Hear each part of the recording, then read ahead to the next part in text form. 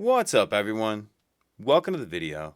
Today we're going to take a look at how to change the battery in this Chevy remote key fob.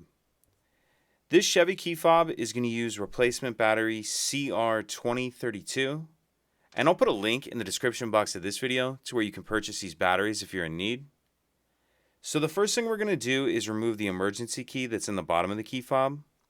That's done by pressing this button here on the side that my thumb's on, and the emergency key will pull out like that.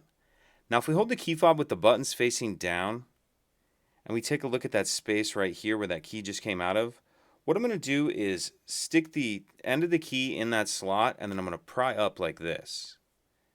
So put the end of the key in the slot like that and then pry up, and it splits the two halves of the shell apart. Go ahead and pull those the rest of the way apart, and in the back half of the shell we see our battery right here.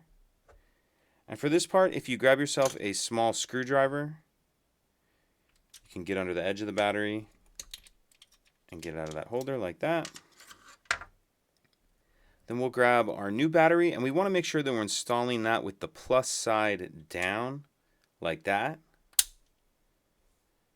And then we'll snap the two halves of the shell back together, slide our emergency key back in, and that's it.